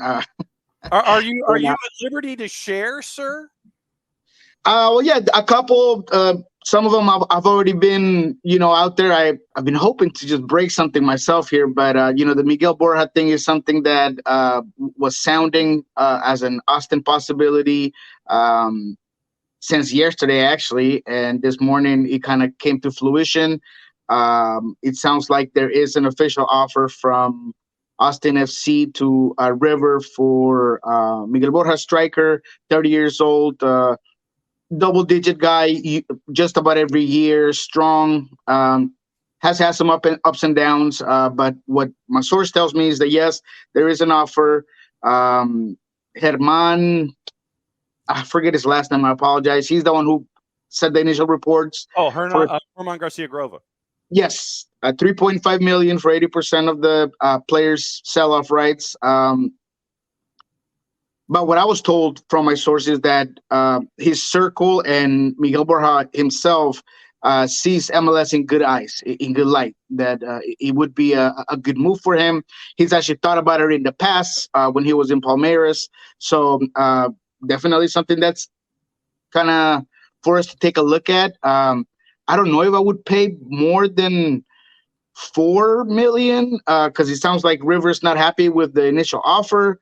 So that might be a deal breaker for a 30-year-old that, like I said, I mean, he's not outstanding every year. So that's one to look at. And then one that just kind of came across right now that I was going at it before I got on. I was like, man, I got to get on John's show. But someone just put out that Fluminense has an offer to Seattle for Leo Chu for 5 million. Now that price tag seems a bit hard for me to believe, but I was trying to, see if they had any legs, that rumor. But again, I don't really see it. Fluminense paying 5 million for Leo Chu seems extremely high, seems a bit odd. But there has been at least reports of interest for Leo Chu. Bahia and other teams have at least apparently done some inquiries, as they call it. But yeah, the $5 million bid, I'm not sure if I buy it. If this is true and there is a $5 million bid, I mean, Seattle's got to take it. I mean, that's a great deal for a player of his caliber. Their initial investment would be profitable for at least $1.5 million or something like that. So it's one to have an eye on. Not sure if I buy it. But yeah, that's kind of what I was doing prior to getting on your show, John. Nothing wrong with that, brother. Nick Alifi, first question for Niko on a Thursday. All right. So with this, the start of training camps and whatnot right around the corner, what are some things that from the West Coast perspective that have already caught your attention as far as it can be player movement, it can be teams trending up, teams trending down? What are some things that really have your attention right as we are getting started with the new season? Well, to not talk about what we already discussed with John in Colorado, I'd say Portland is interesting. Getting Kamal Miller, getting rid of Jimmy Chara to Junior. There definitely is a full change with the Neville era coming into fruition. That is a team that seemed to have some consistency, a core group. Not sure how that looks today. Miguel Araujo's still there. Diego Chara clearly is a team that is still in discussions with Sebastian Blanco. At one point, it seemed like there was no way he was coming back, that it was done and over with, the player was going to move on. But as of late, it sounds like there are talks, negotiations with Sebastian Blanco, and there is a possibility that he can come back. So there is a lot going on there. New coach, new players coming in. I think the philosophy is going to change. The model of play is going to be different. I'm not sure how much Diego Chara has in the tank. I mean, I'm not going to put his professionalism and his physicality and conditioning in any sort of predicament here because he's been outstanding his whole career. But Father Time is undefeated, and I'm wondering how much more he has there. So I don't really see a full replacement there for Diego Chara. I mean, not like for likes. So that one's interesting just because there's so much question marks for a team and a fan base that has high expectations every year. And it doesn't matter what's going on or what the deal is, they always have high expectations. So that's an interesting one. I feel like LA Galaxy getting Gabriel Peck is supposedly be finalized. That'll be a good move for them. They have a lot of holes to deal with, brother. So when I look at things, when it comes to the LA Galaxy, is Greg Vanney's last year to prove he could do something with this roster. Which of those guys that were injured last season are going to be able to come in and win their spot back? I expect at least one more big move from the LA Galaxy. Can Ricky Push be that guy that is going to kind of build from what he did last season with that team? And now he is the face. Now he is the everything for this squad. So that's another interesting one. And I think Seattle is coming into a big year, right? Craig and company are doing their best to, I think, get a lot of talent. But I also see them very happy with what they have, and that makes me not uncomfortable, but it makes me kind of think that perhaps they're not in such a rush to go and get, let's say, another huge designated player, whether it's in the summer window or not. Obviously, Pedro de la Vega, U22 player, is going to come in. But beyond that, I don't know if they're in a huge rush to do a lot of moves, right? So I think they want to play out what they have with this current group. The Pedro de la Vega situation makes me concerned within its own. The player he suffered a muscular injury that had him removed from the U23 Argentinian camp. That was his second muscular injury in the last month or so, is what I was told. He was already coming back from one.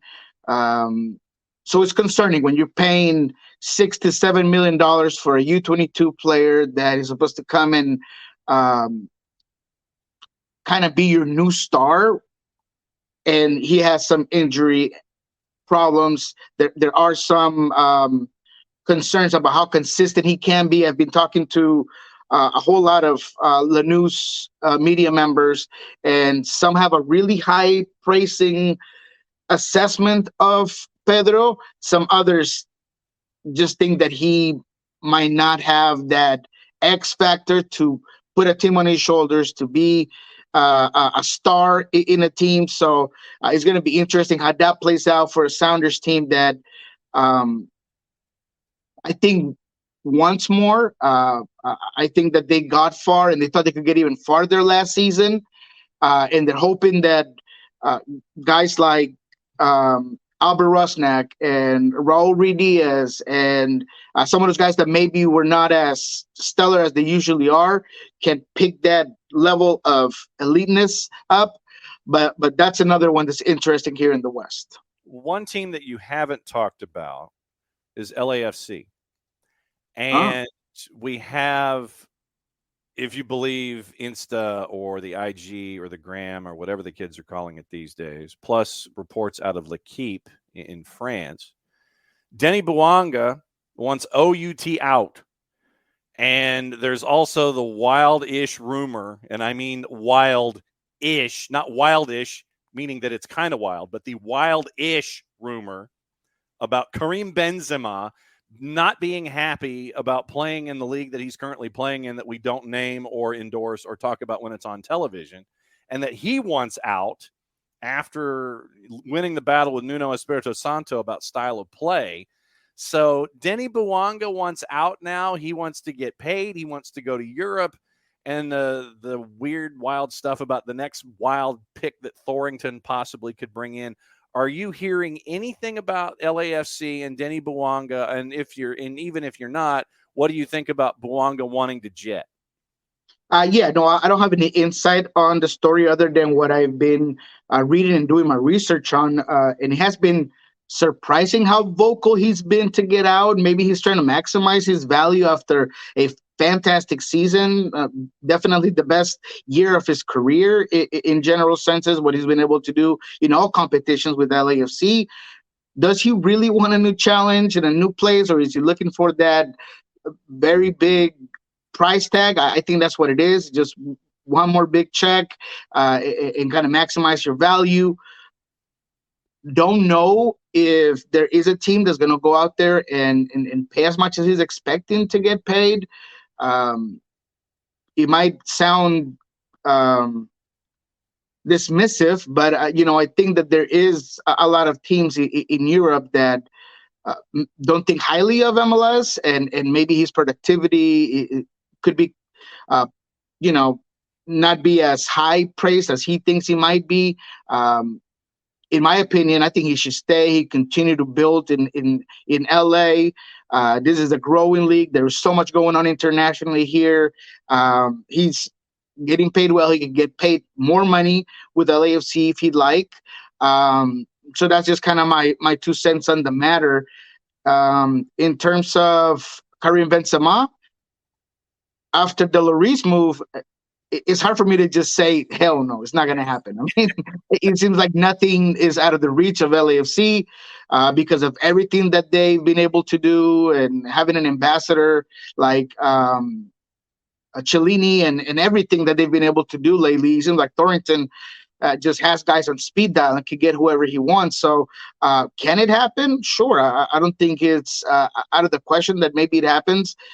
Regardless of how much Karim Benzema is making, we've seen and scratched our heads 1,000 times on how guys can just come in and pay for X amount here, and we don't know if they are, if they're maybe not. But yeah, I think the Karim Benzema move could happen.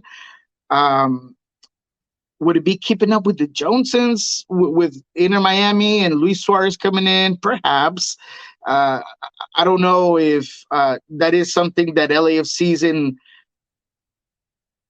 the mood for, or in the module for, because it'd be funny that you bring Karim Benzema when you got rid of Chicho because Chicho wouldn't press enough, wouldn't move enough, wouldn't do this and the other because Chirundo has a specific style of play. And now you're going to bring Karim Benzema that I don't know how much pressing he's going to do with LAFC. So does it really make sense for the module of play? Perhaps not, but would it be a big boom in the marketing, global marketing level? Yeah, without a doubt. Nick, go for it. Sorry, the computer's acting up there. All right, so let's staying in the greater LA area. Ricky Puig is somebody who, you mentioned a moment ago, but the question I have is, how long do you think he's going to be staying with the Galaxy? He's got talent to play elsewhere. I don't think he really wants to, but with so many issues on that Galaxy team, I could see another team in MLS reaching out to the Galaxy and being like, look, you need cash, you need assets to be able to, some contract freedom here. Why don't we help you out and just get this guy out of here? Do you think that's even a move that Ricky Puig would want to do, or do you think he's just comfortable being the guy on a bad team? Yeah, no, I think that he wouldn't have come if he didn't believe in at least the project, the vision by the LA Galaxy, regardless of how bad they are. I think being the guy across the street from the big bad wolf of LAFC is certainly a factor that can push you, inspire you to be better.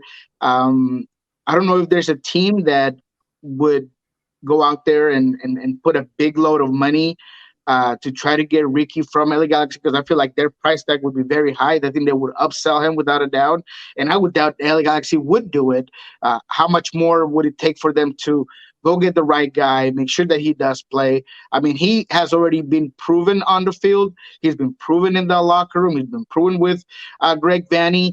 So I wouldn't expect to move unless there's a wrecking ball and you get rid of Vanny and you need to just do a full rebuild, then maybe that would be the case. But as long as Rick Vanny's there and the project's still the same and the vision continues to be ongoing, I don't think that anybody would come in and give LA Galaxy enough for them to let him go. Is there anyone out there that concerns you not because of what they've done in bringing folks in, but because they haven't done anything in the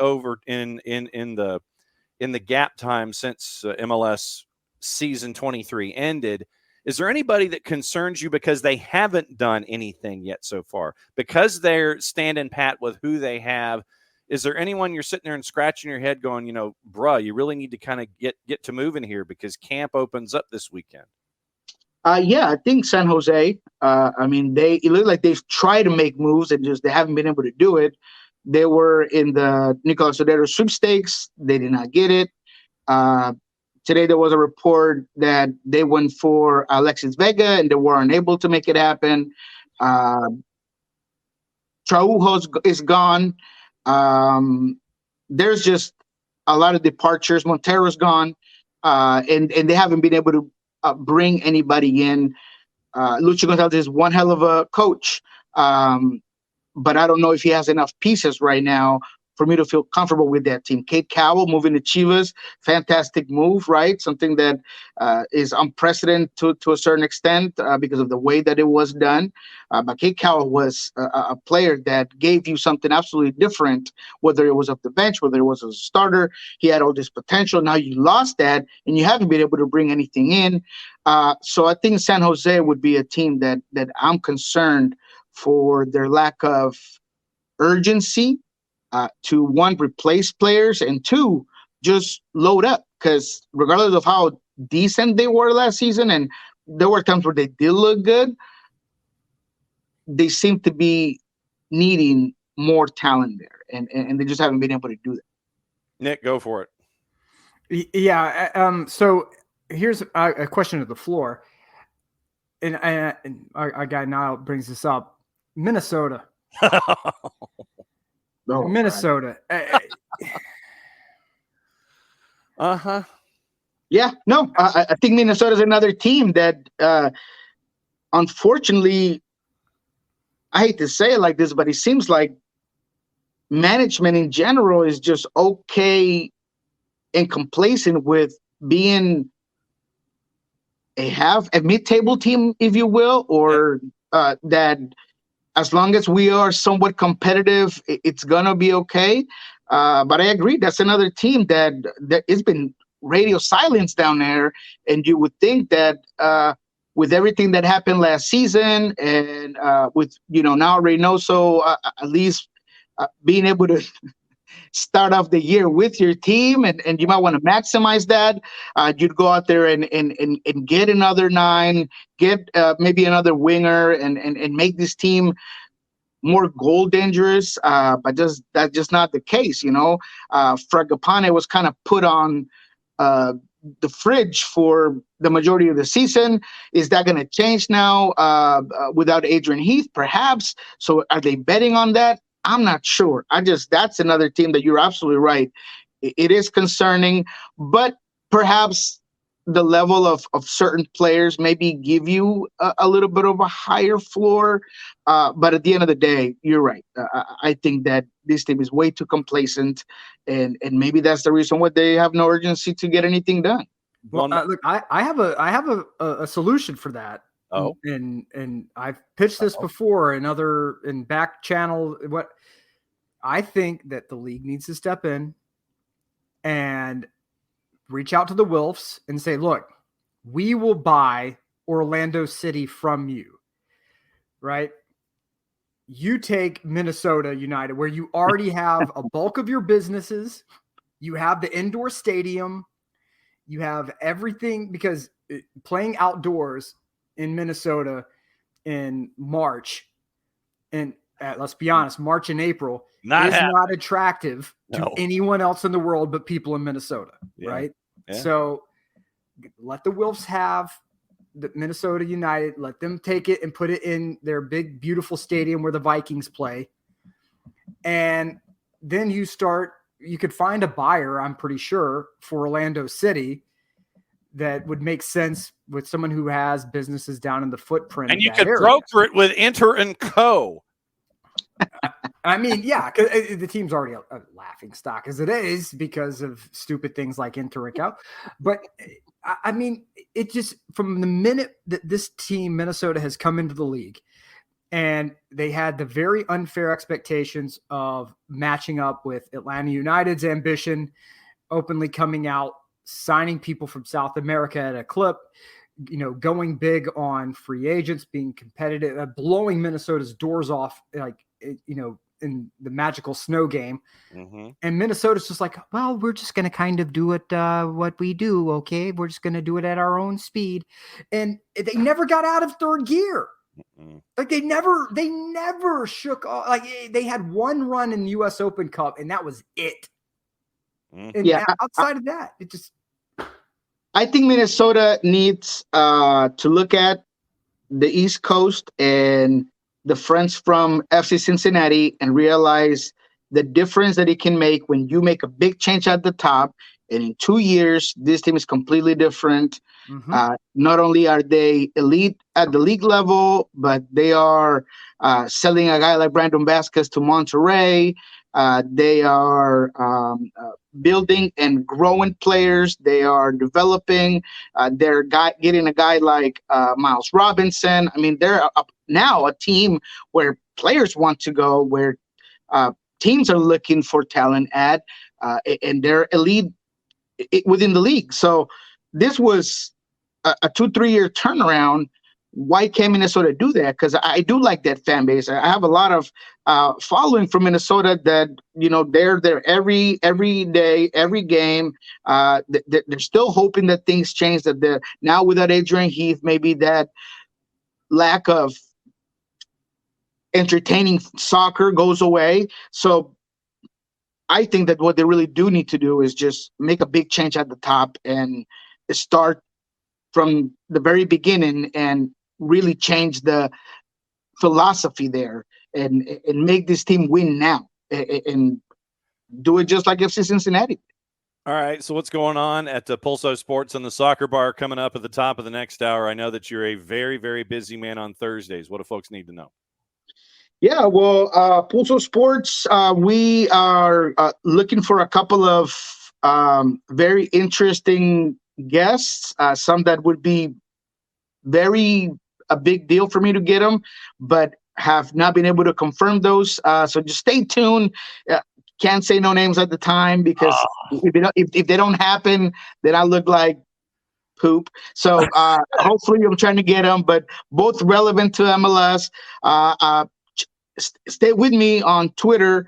I'm looking for a couple of targets of Nashville, which that's another team that's been concerning that you have heard nothing about. But it sounds like they are targeting a couple of South American players that are interesting. So keep an eye on that. And at Soccer Bar, we won't be back till next Monday. We had a little preseason meeting this week. We got a lot of things in the works, but we won't be back till next Monday. All right, Orolo and W. And we always look forward to Thursdays with Niko when he drops by. What cup of coffee are you on, sir? Number 2 today, man. I needed that. I'm going to number 3 after this. All right, so he's finishing up number 2, and he's in the brown paper bag mug version this morning. Niko, as always, my friend, great to have you on Thursdays, and we'll catch up with you again next week. We'll talk coaches. We'll talk camps open. We'll talk concerns, all that other kind of stuff. Be safe and well, my friend. We'll catch up next week. Thank you, John. Appreciate you guys. Have a good one. All right. Bye. And that's Niko, and he's out the door. One story that I wanted to break down before we left. This is, once again, a multiple reporter story. And when you have multiple reporters on a story, it's kind of big. Triumvirate at the Athletic, they had a BMT. Bogert, Maurer, and Tenorio. Sporting Kansas City has hired former Timbers president of soccer Gavin Wilkinson as sporting director. Sources briefed on the deal tell the Athletic. Wilkinson was the longtime GM and president of soccer of both the Timbers and the Thorns, but was fired near the end of the 22 season following separate investigations into the organization's handling of player or coach misconduct. Peter Vermes remains at the top of the soccer ops hierarchy as chief soccer officer. Sources said Wilkinson will report to Vermes. An announcement is expected on Thursday. Going back to the Yates report, for those of you that forgot, one investigation implicating Wilkinson, and this is from The Athletic, and I would also recommend as a part of the recap, the requested reading of the day is the Ryan Clark piece from the Oregonian, and I've just posted that link for those on the Twitch pitch. One investigation implicating Wilkinson was commissioned by Sally Yates and the U.S. Soccer Federation, addressing misconduct throughout the NWSL, including the Thorns and Wilkinson's handling of head coach Paul Riley's 2015 dismissal from the organization and subsequent rehiring at the Western New York Flash. Yates' report found that Wilkinson recommended Riley to the Flash months after the head coach was fired by Portland for cause after an internal investigation found evidence of his misconduct with players. One second-hand account in the Yates report stated Wilkinson told a Western New York executive that Riley was, quote, put in a bad position by a player, end quote, who accused him of misconduct and said that he would hire the head coach, quote, in a heartbeat, end quote. Western New York went on to hire Riley in 2016, remained in the position until his firing in 2021 after a report by The Athletic found he'd sexually coerced Thorns players during his time at the club, an allegation Riley denied. Wilkinson was also implicated in the Timbers' failure to report domestic violence allegations against Andy Polo in 2021. A league investigation run by Proskauer Rose in 2022 ruled that while the Timbers failed to report the allegation, they did so out of incompetence, not out of a desire to cover it up. The team learned of the allegation just after the incident occurred in May of 2021 with Wilkinson in charge. Timbers exercised their option on Polo's contract in December of 21. Team released Polo after the allegations became public. After the league investigation, MLS fined the club $25,000 for failure to report. Sporting aimed to add to the club's front office this season. Interviewed around for the hire, sources familiar with those talks say Orlando City TD Ricardo Morera and former Red Bull sporting director Dennis Hamlet were finalists along with Wilkinson. So if you've got The Athletic, Bogert, Maurer, and Tenorio, and I'll post that link in the Twitch pitch here before we go, but that just came across the wires literally about 12 minutes ago while we were in the middle of the segment with Niko. And so that was the breaking story before we go. And I'm posting the link once again to the Gavin Wilkinson hire by Sporting Kansas City. And I'm posting that in the required reading for the day, just to have background on Gavin Wilkinson, who looks like he is going to be part of the hierarchy at Sporting Kansas City starting in short order. So, Nick, your thoughts from the day. Thanks for hanging out for as long as you did. It was great to have you. Yeah, glad to be here. Thoughts and prayers go up to Sven-Goran Eriksson, Yes. former England manager, who apparently has about a year to live as he battles cancer. Hope that situation changes for him. But outside of that, we're getting ready to go into the new season, new year, new you, new season. Let's figure out a way to actually enjoy things. What? If we can. What? I know. If we can figure out a way to enjoy things, it's not all, there are some things that are very much real life and death. Athletics performed by other people that you pay money to see should not be among them. So just think about this year, ways that you can actually enjoy your sporting activities and your sports viewing activities. Yes, and Niall, of course, with the parting shot going, that's unrealistic. We can't have completely unrealistic. I know. I'm a dreamland.